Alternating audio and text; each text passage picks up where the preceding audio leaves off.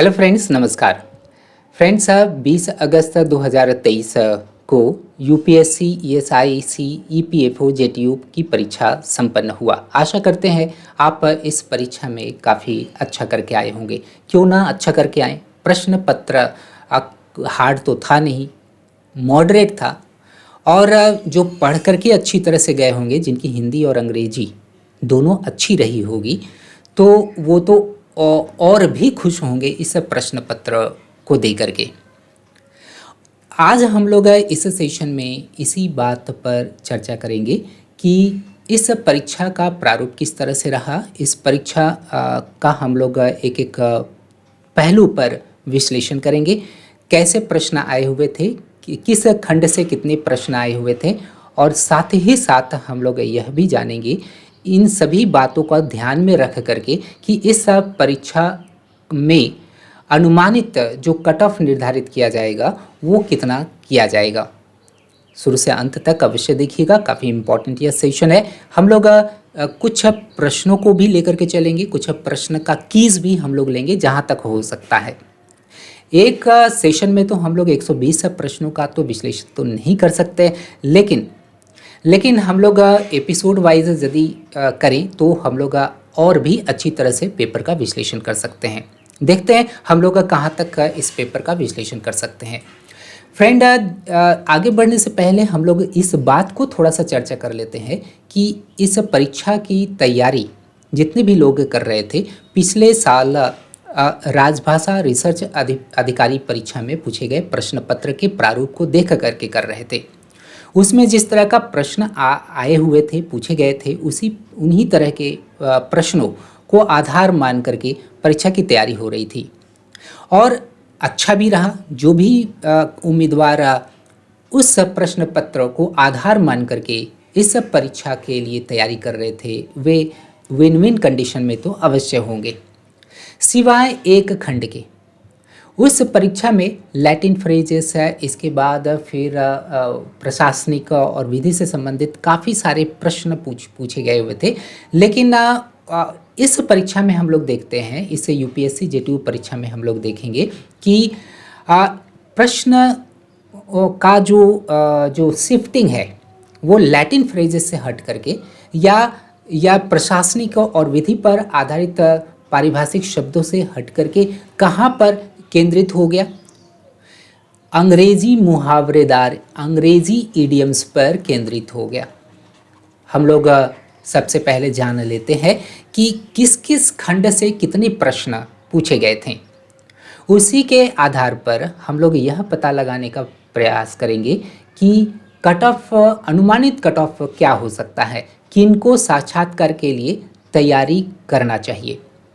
तो सबसे पहले हम लोग इस चीज़ को जानते हैं कि हिंदी व्याकरण से संबंधित जो प्रश्न आए हुए थे वे कितनी की संख्या में थे।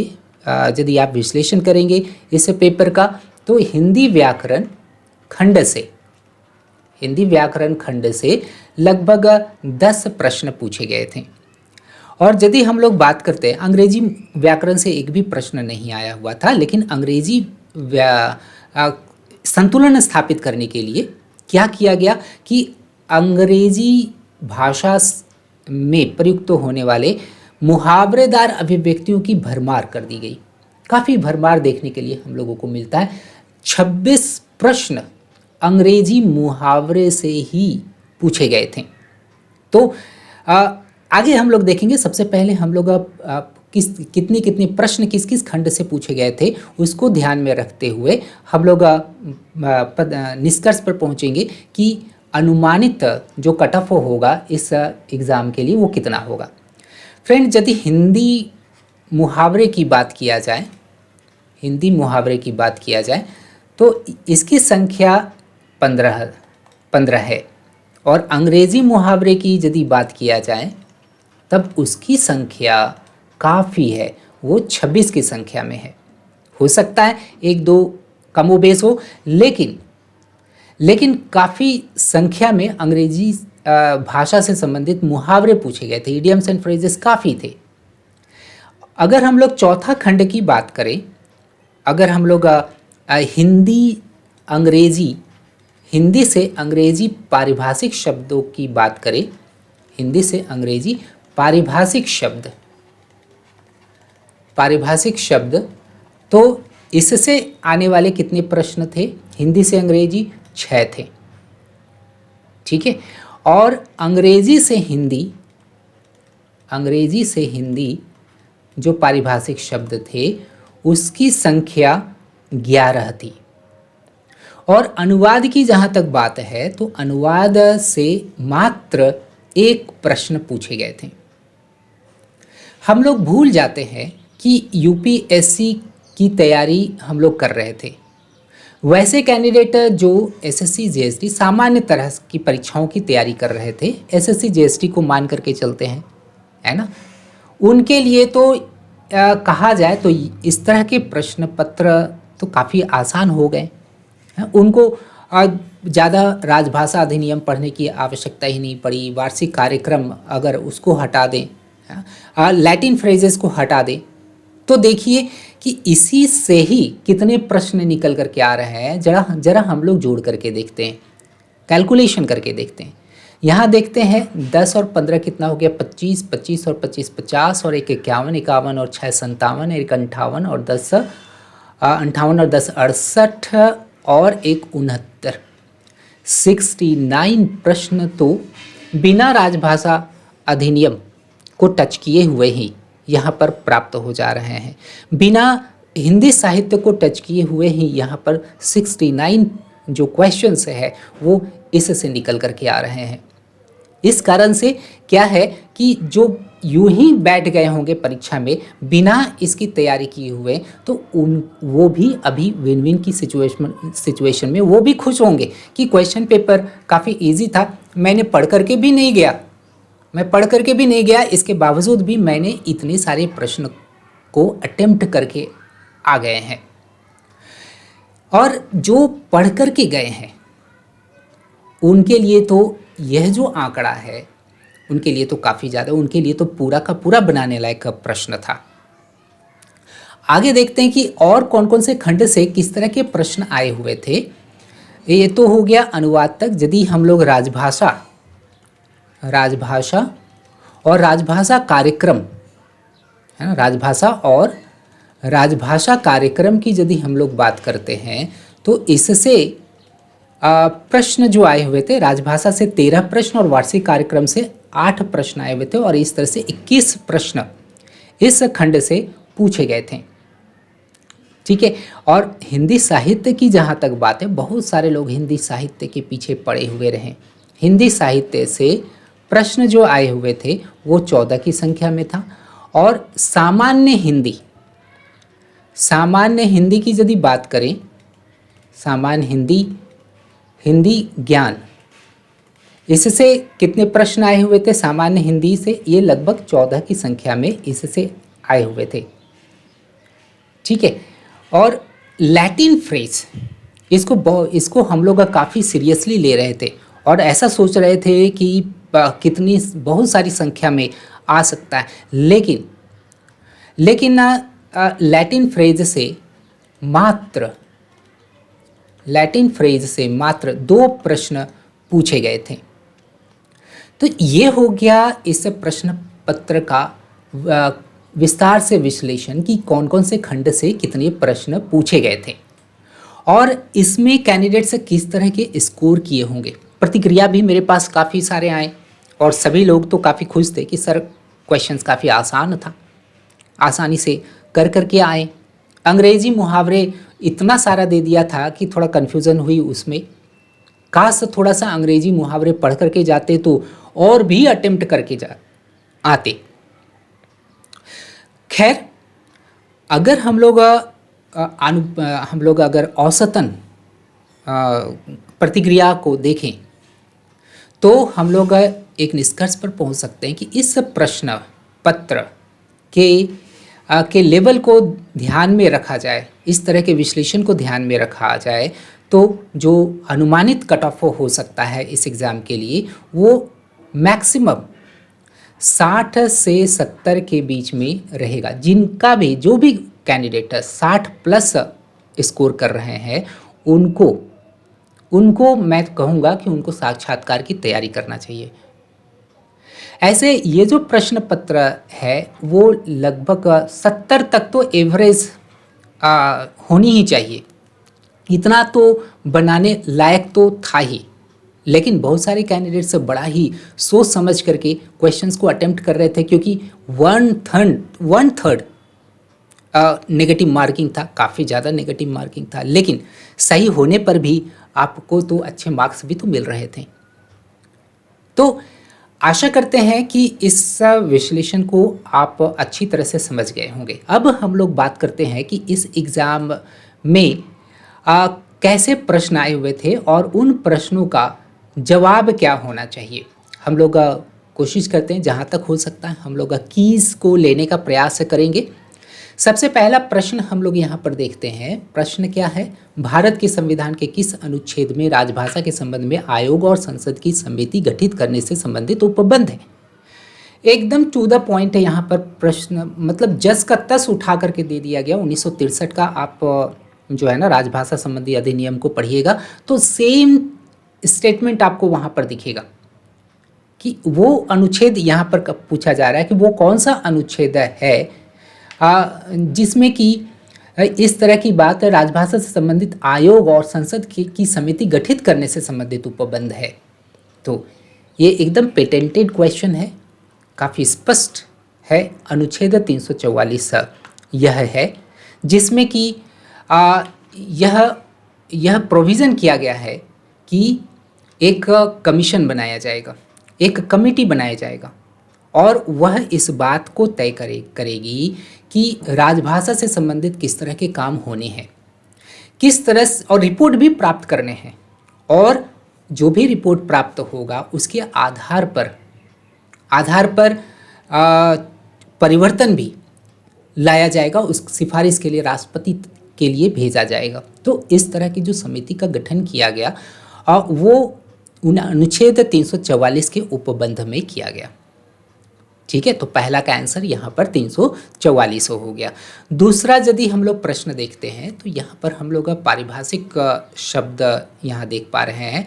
जुवेनाइल कन्विक्ट, जुवेनाइल को हम लोग हिंदी में कहते हैं किशोर, ऐसा बच्चा जो अभी वयस्क नहीं हुआ है, जो अभी एडल्ट नहीं हुआ, जो एडल्टहुड को नहीं प्राप्त किया हुआ। और कन्विक्ट किसको कहते हैं? कन्विक्ट हम लोग ऐसे व्यक्ति को कहते हैं जिस पर सजा ऑलरेडी सुना दी गई है, मतलब उसको मान लिया गया है कि वह अपराधी है। तो जुवेनाइल कन्विक्ट का यदि हम लोग मेल करते हैं हिंदी के साथ तो यहाँ पर हम लोग देख पा रहे हैं जुवेनाइल कन्विक्ट का अर्थ होता है किशोर अपराधी। सही है, किसी भी तरह का कोई प्रॉब्लम नहीं है, यह सुमेलित है। जस्टिफाइबल के बारे में हम लोग यदि बात करते हैं, जस्टिफाई का मतलब क्या होता है? जस्टिफाई न्याय करना है ना, न्यायोचित समझना कोई भी चीज़ को। और जस्टिफाइबल एबल लगा हुआ मतलब एबल टू बी जस्टिफाइड अर्थात न्यायोचित। तो इसका इसके साथ मेल है, बेमेल नहीं है ये दोनों। जस्टिफाइबल की यदि हम लोग बात करें, जस्टिसिएबल, जस्टिस मतलब क्या होता है? न्याय, न्याय के विचार योग्य, एकदम ये भी सही है, ये भी मेल खाता है, ये बेमेल नहीं है। और जुडिशस ऐसे व्यक्ति को कहते हैं जो बुद्धिमान होता है, जो न्यायप्रिय होता है, जो न्याय सम्मत होता है। यहाँ पर हम लोग देख पा रहे हैं इस दूसरे प्रश्न में, तो मुझे नहीं लगता है कि कोई भी ऑप्शन यहाँ पर बेमेल है। इस कारण से इस प्रश्न को हम लोग यहाँ पर प्रश्न ये दुविधा में डाल देने वाला यह प्रश्न है, क्योंकि चारों प्रश्न यहाँ पर मेल खा रहे हैं, कोई भी यहाँ पर विकल्प बेमेल नहीं है। आप लोगों के पास यदि किसी भी तरह का कोई तर्क हो तो आप ज़रूर कमेंट बॉक्स में अपना कमेंट ज़रूर देंगे। ठीक है, यदि हम लोग तीसरा प्रश्न पर प्रकाश डालते हैं तो तीसरा प्रश्न कह क्या रहा है, ये भी मिलाने के लिए कह रहा है। रेडियो किस भाषा से लिया गया है? मलेरिया किस भाषा से आया है? शब्द मेयर किस भाषा से आया है? कानून किस भाषा से आया हुआ है? तो सबसे पहले तो हम लोग का कानून जो ये एक अरबी शब्द है, अरबी शब्द से आया हुआ है। ठीक है, और जहाँ तक का बात है मलेरिया की, तो मलेरिया एक इटालियन शब्द है। ओके, मेयर एक फ्रांसीसी शब्द है, एकदम ये मेल है, बेमेल है नहीं। मेयर जो शब्द आया है वो फ्रांसीसी शब्द से आया हुआ है, लेकिन रेडियो जो शब्द है वह लैटिन शब्द से आया हुआ है। लैटिन अर्थात इटली से आया हुआ है, लेकिन यहाँ पर स्पेन कहा गया है, इसलिए तीसरा का जो आंसर होगा वह ए होगा। रेडियो का स्पेन के साथ कोई मेल नहीं है, ये जुग में नहीं है। ठीक है, तो तीसरा का यहाँ पर आंसर पहला हो जाएगा। इसके बाद चौथा को हम लोग देखते हैं। चौथा क्या है? फ्रेजल वर्ब और उसकी हिंदी पर्याय। काफ़ी सारी संख्या में इस तरह के प्रश्न दे दिए गए थे। पता नहीं, मुझे लगता है ना कि शायद जल्दीबाजी में इस तरह के प्रश्न को बनाया गया, या हिंदी में इतने सारे प्रश्न आए हुए थे हिंदी भाषा में, अंग्रेजी भाषा में बहुत ही कम प्रश्न आए हुए थे, तो कहीं ना कहीं यहाँ पर प्रश्न पत्र को में इन दोनों ही भाषाओं के बीच में संतुलन स्थापित करने का प्रयास किया गया कि 26 की संख्या में हम लोग अंग्रेजी मुहावरेदार अभिव्यक्तियों पर आधारित प्रश्न यहाँ पर देखते हैं। बाय द वे, हम लोग देखते हैं मेक आफ्टर का मतलब क्या होता है। The police are making after the thief, इसका यह मतलब होता है पीछा करना। तो ए का दूसरा यहाँ पर हो जाएगा। तो ये सी और डी को यहाँ से छांट दीजिए। हम लोगों को यही दो में तलाश करना है सही ऑप्शन को। मेक अवे विथ का मतलब होता है कोई भी चीज़ से छुटकारा पा जाना, है ना, छुटकारा पा जाना या उसको दूर कर देना। उसको दूर कर देना अर्थात उसको नष्ट कर देना, खत्म कर देना। तो बी का यहाँ पर नष्ट कर देने का साथ यहाँ पर संबंध है, तो बी का आंसर कौन हो जाएगा? पहला हो जाएगा। तो हम लोग देख पा रहे हैं ए में इस तरह के दो हम लोग यहाँ पर मेल देख पा रहे हैं, तो यहाँ पर आंसर ए ही होगा। हालांकि हम लोग सी को भी देख लेते हैं, हो सकता है कुछ मिस्टेक हुआ हो। मेक फॉर का मतलब होता है, मेक फॉर का मतलब होता है हम लोग इसको कहेंगे कोई भी चीज़ को जनरेट करना, कोई भी चीज़ को बनाना, कोई भी चीज़ को उत्पन्न करना। ठीक है, तो इसके साथ हम लोग देख पा रहे हैं प्रत्यक्ष संबंध है। और मेक ऑफ का मतलब भाग जाना होता है ना। चोर जो है पुलिस को देखते ही भाग गया, तब कहेंगे on seeing the police the thief made of, Champat हो गया। तो यहाँ पर हम लोग देख पा रहे हैं चौथा का जो सही उत्तर होगा वो पहला होगा। आगे देखते हैं पांचवा का क्या है यहाँ पर। पांचवा जो प्रश्न है वो है निम्नलिखित वाक्यों में से मिश्र वाक्य चुनिए। देखिएगा फ्रेंड, अंग्रेजी में, हिंदी में आप लोग स्टडी नोट्स में, हमारे स्टडी नोट्स में इस तरह के सारे तरह के प्रश्न दिए गए हैं, जहाँ देखिएगा मिश्र वाक्य, संयुक्त वाक्य और सरल वाक्य कहते किसको है, इस चीज़ को हम लोग जानेंगे। और इसको जानने के लिए आप अंग्रेजी का फॉर्मूला को ध्यान रखिएगा। सिंपल सेंटेंस या सरल वाक्य हम लोग ऐसे वाक्य को कहते हैं जिसमें एक सब्जेक्ट के साथ साथ उसका अपना एक फाइनाइट वर्ब होता है। एक ही सब्जेक्ट होगा, एक ही फाइनाइट वर्ब होगा, ऐसे वाक्य को हम लोग सरल वाक्य कहते हैं। और जिस वाक्य में और हो, किंतु हो, इसलिए हो, तो ऐसे वाक्य संयुक्त वाक्य कहलाते हैं। और बाकी जितनी भी तरह के सेंटेंसेस होंगे वे सारे आपका मिश्र वाक्य होगा, उसको जटिल वाक्य भी कहते हैं। ठीक है, खैर यहाँ देखते हैं जहाँ जहाँ वे गए, wherever they go, they went, उनका भव्य स्वागत हुआ, दे वर वेलकम्ड। यहाँ पर ये जो है जहाँ जहाँ वे गए, ये आपका कॉम्प्लेक्स सेंटेंस है अर्थात मिश्र वाक्य है। वे गए और लगा हुआ है तो ये कैसा सेंटेंस कहलाएगा? ये कंपाउंड सेंटेंस कहलाएगा, यह संयुक्त वाक्य कहलाएगा। उनके जाते ही भव्य स्वागत हुआ।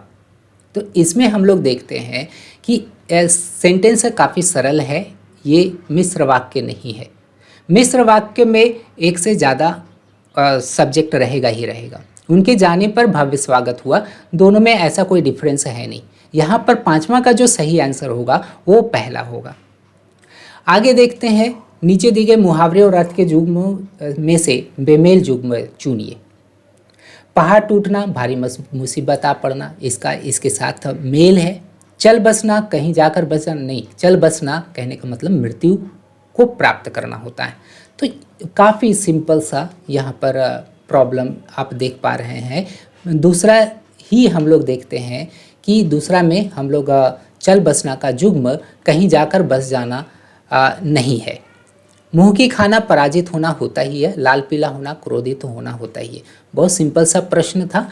इसके बाद सातवां यदि हम लोग देखते हैं तो यह क्या कह रहा है, यह कह रहा है कि पूर्वी क्षेत्र से कालजयी और मध्यकालीन साहित्य में बहुमूल्य योगदान हेतु साहित्य अकादमी भाषा सम्मान 2022 के लिए निम्नलिखित में से किस लेखक का चयन किया गया।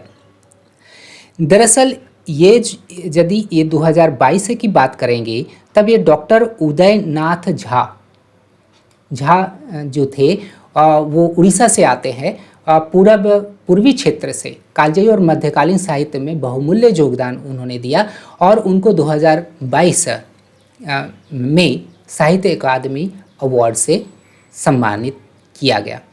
सातवां का आंसर ए होगा। ठीक है, और इधर देखते हैं आठवां का, निम्नलिखित में से कौन सा भारतेंदु द्वारा रचित मौलिक नाटक नहीं है। भारत दुर्दशा तो है ही, नील देवी उनका नाटक है भारतेंदु का, अंधेर नगरी भी उनका नाटक है, लेकिन मुद्रा राक्षस उनका नाटक नहीं है। इसलिए आठवां का जो सही आंसर होगा वो पहला होगा। हम लोग नौवां देखते हैं। इसमें फिर देखिए अंग्रेजी फ्रेज यहाँ पर आपको दिखाई पड़ रहा है, आपको खोजना है कि किसका किसके साथ यहाँ पर मेल है। सबसे पहले हम लोग देखते हैं सी अबाउट। सी अबाउट को हम लोग कहते हैं मैनेज करना, है ना। जैसे कि मेरी अनुपस्थिति में घर का प्रबंधन कौन करेगा, who will see about the house in my absence. See about का अर्थ होता है प्रबंधन करना या टू मैनेज। तो ए का चौथा के साथ संबंध हो रहा है, ए दो को ऊपर से छाटेंगे। सी आफ्टर को हम लोग लुक आफ्टर के साथ यहाँ पर मेल करेंगे। लुक आफ्टर का मतलब क्या होता है, देख रेख करना, देखभाल करना। तो बी का पहला के साथ यहाँ पर आप देख पा रहे हैं कि सही यहाँ पर मेल खा रहा है। सी थ्रू का मतलब होता है, सी थ्रू का मतलब कोई भी चीज़ को समझना, भांपना, है ना। मुझे ऐसा लग रहा है कि कुछ अच्छा होने वाला है ना। I can see through this that something good is going to happen. तो इस तरह से हम लोग इस पर वाक्य बना सकते हैं। सी थ्रू का मतलब होता है कोई भी चीज़ को परसीव करना, समझना, ज्ञानेंद्रियों के माध्यम से समझना। और सी इंटू, इसको लुक इंटू के साथ आप कंपेयर करिए। और लुक इंटू मतलब क्या होता है, छानबीन करना, जांच करना। तो इसका इसके साथ संबंध है। इस तरह से हम लोग देख पा रहे हैं कि इस प्रश्न का जो सही उत्तर होगा ए का चौथा है और दूसरा का पहला, तो ये सी हम लोग यहाँ पर देख पा रहे हैं। तो इस तरह से हम लोग नौवां का जो सही आंसर पा रहे हैं वो सी है। इसके बाद हम लोग देखते हैं 10वां का क्या आंसर होगा। भारत के संविधान के किस अनुच्छेद में प्राथमिक स्तर पर मातृभाषा में शिक्षा की सुविधाओं से संबंधित उपबंध है। आप लोग पढ़े होंगे कि शिक्षा से संबंधित उपबंध और माइनॉरिटी को लेकर के जो उपबंध है वो आपको किस अनुच्छेद में मिलेगा। वो आपको अनुच्छेद 350, देखिएगा, एक 350 क है और एक 350 ख है। लेकिन ये जो मातृभाषा में शिक्षा की सुविधाओं से संबंधित उपबंध है वो अनुच्छेद 350 क में आप इसको पढ़े होंगे। काफ़ी सिंपल सा प्रश्न आप यहाँ पर देख पा रहे हैं, कोई इसमें कठिनाई नहीं थी। आगे देखिएगा 11वां को भी हम लोग देख लेते हैं कि 11वां में क्या कहा जा रहा है। 11वां है, ये भी फ्रेजल वर्ब यहाँ पर देख पा रहे हैं। देखिएगा यहाँ रन ड्राई का सूखा पड़ जाना तो होना चाहिए, सूख जाना। देखते हैं ए का 4 है। देखिए ए का 4 कहीं पर भी नहीं दिया हुआ है। तो प्रश्न को हम लोगों को काफ़ी गंभीरता से लेना होगा, काफ़ी तह तक जाना पड़ेगा। रन शॉर्ट मतलब होता है कम पड़ जाना, कम होना। जैसे कि त्योहारों में मिठाइयाँ कम पड़ जाती है, तब कहेंगे कि sweets run, confectioneries run short of sweets during festivals. तो वहाँ पर इस फ्रेज का प्रयोग किया जाता है, रन शॉर्ट ऑफ का कभी पड़ जाना होना चाहिए, ठीक है। लेकिन क्या है कि यहाँ पर हम लोग ऐसा तो नहीं देख पा रहे हैं ऑप्शन, जैसे रन ड्राई का चौथा होना चाहिए, लेकिन चौथा तो कहीं ऑप्शन में है ही नहीं। रन ड्राई के लिए कमी पड़ जाना हम लोग दे सकते हैं। यदि कमी पड़ जाना हम लोग देते हैं तो अब क्या है कि इन दो को हम लोग छांटते हैं। अगर सी और डी को हाथ में रख करके चलते हैं तो देखते हैं कि कौन आता है। सहज तरीके से हम लोग अब प्रश्न को गलत नहीं ठहराएंगे, जहाँ तक हो सकता है हम लोग उसका विश्लेषण करेंगे। ठीक है, रन शॉर्ट का मतलब खत्म होना, धीरे धीरे करके कोई भी चीज़ का खात्मा होना, है ना। तो सीधा सीधी सूख जाने के अर्थ में कहा जाए तो इसका इसके साथ कनेक्शन हो रहा है। तो बी का चौथा आपको यहाँ पर डी में दिख रहा है। और रन फॉर मतलब होता है टूट पड़ना। अगर चौथा का यदि हम लोग देखते हैं टूट पड़ना, जैसे कि बच्चे चॉकलेट्स पर टूट पड़े, तब कहेंगे the children rain for chocolates. इसके बाद सी का देखते हैं, रन एट मतलब उम्मीदवार होना, कोई भी चीज़ के लिए हक रखना, कोई भी चीज़ के लिए उम्मीदवार खुद को घोषित करना, तो रन एट वहाँ पर आ जाएगा। और इस तरह से हम लोग देखते हैं, यदि थोड़ा सा इग्नोर करते हैं ड्राई शब्द को तो बाकी सब हम लोगों का यहाँ पर मेल खा रहा है। ये इस 11वां जो प्रश्न का जो की मुझे प्राप्त हो रहा है वो यहाँ पर डी है। क्लियर। आगे हम लोग देखते हैं 12वां को भी हम लोग देख लेते हैं। क्या कह रहा है 12वां, सिद्धार्थ ने मार्ग में एक बीमार व्यक्ति को देखा। इस वाक्य का मिश्र वाक्य में रूपांतरण निम्नलिखित में से कौन सा होगा। मिश्र वाक्य में करना है। मार्ग में सिद्धार्थ ने एक बीमार व्यक्ति को देखा, ये तो सरल वाक्य है। सिद्धार्थ ने मार्ग में एक व्यक्ति को देखा जो बीमार था, हाँ ये हो सकता है। एक बीमार व्यक्ति को सिद्धार्थ, ये सरल वाक्य है। मार्ग में सिद्धार्थ को एक बीमार व्यक्ति मिला, ये भी सरल वाक्य है, लेकिन ये वाला मिश्र वाक्य है, इसलिए 12 का बी यहाँ पर सही उत्तर होगा, क्योंकि यहाँ पर आप देख पा रहे हैं दो वाक्यांश जो से जुड़ा हुआ है, दो वाक्य। ओके, ऐसे वाक्य को हम लोग अब मिश्र वाक्य कहते हैं। कुछ और प्रॉब्लम्स को हम लोग यहाँ पर देख लेते हैं। निम्नलिखित मूल अंग्रेजी वाक्य और इसके हिंदी में अनुदित 3 संभावित वाक्यों पर विचार करिए। अंग्रेजी वाक्य क्या है, the temperature of the object increases from 10 degree Celsius to 15 degree Celsius. बहुत सिंपल सा, इतना सिंपल सेंटेंसेस का हम लोगों ने कभी भी आशा नहीं किया था। जिस तरह से हम लोग देखते हैं रिसर्च राजभाषा अधिकारी के प्रश्न पत्र में जिस तरह से प्रश्न पूछे गए थे वो काफ़ी स्टैंडर्ड प्रश्न था, लेकिन इस तरह के प्रश्न में उतना भी स्टैंडर्डिज्म हम लोगों को नज़र नहीं आ रहा है। The temperature of the object increases, सब जब हम लोग अनुवाद करते हैं तो इस बात पर सबसे पहले ध्यान रखिए कि उसका टेंस क्या है, बढ़ जाता है।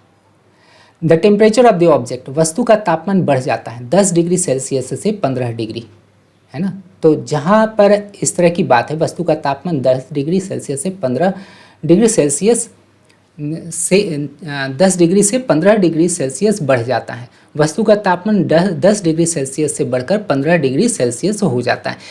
क्या है कि आपको सही एक्सप्रेशन पर भी ध्यान देना है।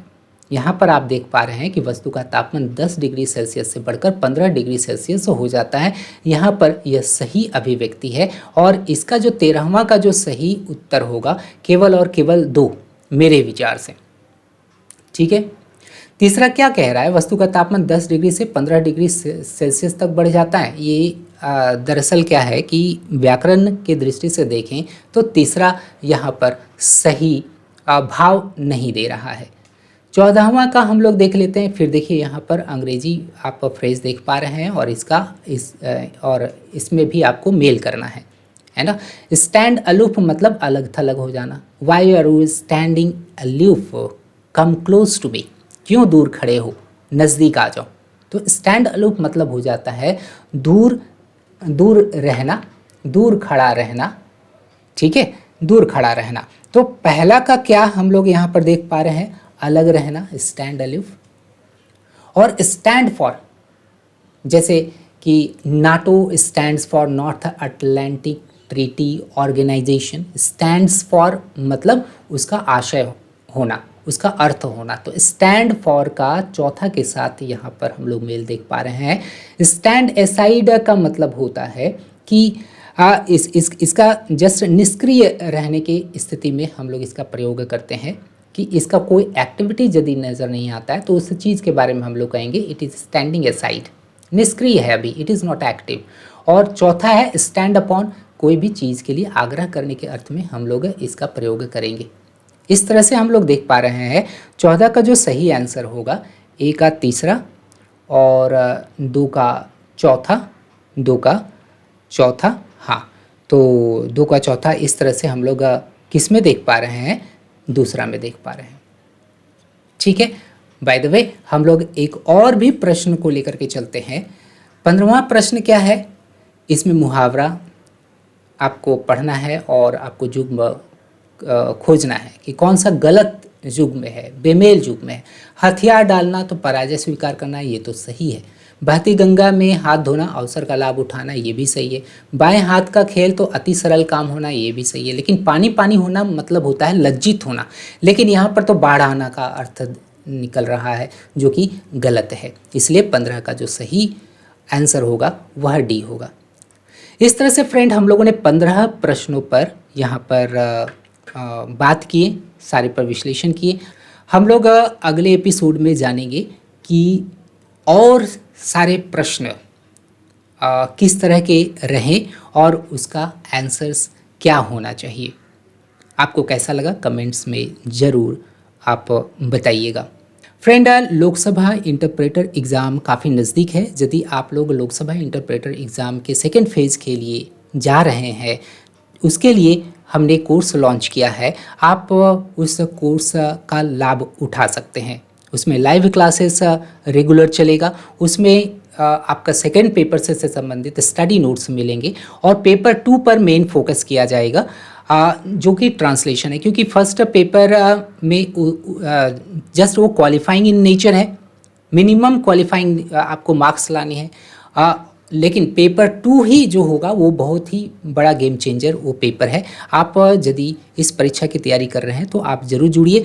आज से अर्थात 21 अगस्त से शाम 9:30 बजे इसकी कक्षाएं नियमित रूप से चलेगी।